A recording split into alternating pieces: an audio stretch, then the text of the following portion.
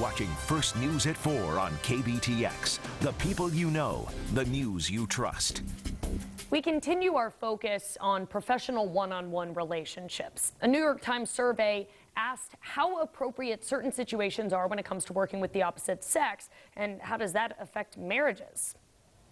Now we've got Donna Arp Weitzman on the line. She's a dating and relationship expert, the author of a few books about this topic. Donna, what does this study tell us? This study that shows that men and women just seem quite wary of one-on-one situations together. Well, I don't know that if it's men and women in general, but you know, I think the famous one that just made a big statement about it was Vice President Mike Pence, as you know, who said that he refuses to be alone with a woman either in a business meeting or in a lunch setting or dinner setting. And so that's made this come back out into light, I think, and let us examine it a bit. And I think that's what's going on. Now, I was in the professional career for over 30 years, and I had many, many dinners and lunches and meetings with men, just me and the man.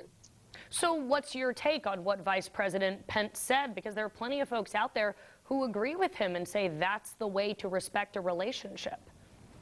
Well, I think it's very damaging to women's careers to have men think that. And let me qualify that by saying if a woman chooses not to have dinner, lunch, or a meeting with a man by herself, then she must know, I feel, that it does damage her career because it limits her opportunities. You know, many business deals are done over dinner. It's not always in a group setting. And so I really believe it damages women's careers. When you are in those one-on-one situations, do you have any tips for folks who may be worried about themselves and how they'll act in those situations? Is the answer just be better than that and don't cheat on your spouse?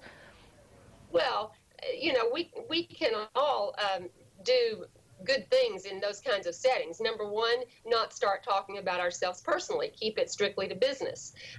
You know, if we ask anything about them, ask about their children. Maybe not about their sleeping habits or, you know, very personal questions, because that often leads to other things.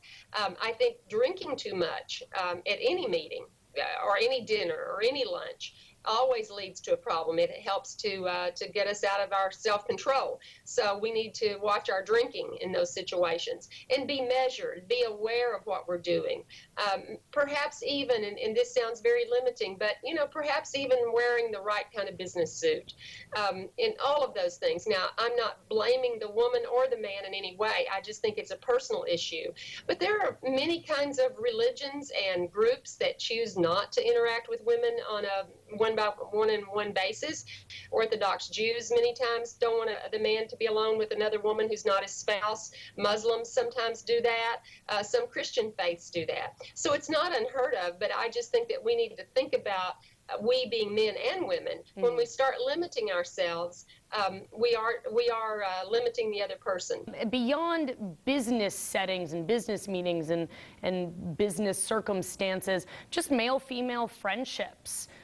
You know, there are some folks out there who say men and women can't be friends, and especially if you have a spouse, it's inappropriate to spend time with the opposite sex in a social setting, one-on-one. What do you think? Well, I think a lot of times that is an issue with our significant others. You know, when you're having a leisurely lunch on Saturday and you're a guy and you're having it with a woman who's not your spouse or your girlfriend, a lot of times jealousy does crop up and causes problems. So I think that, again, has to be a personal determination. If your friend is that important to you that you don't mind your significant other or your spouse or lover to maybe have some jealous feelings. And if those feelings become unmanageable within the confines of a couple, I do think counseling is very important. Donna Arp Weitzman, relationship and dating expert. She's got a few books out. She's got a website that we'll link to on ours, kbtx.com. Donna, thanks so much for joining us.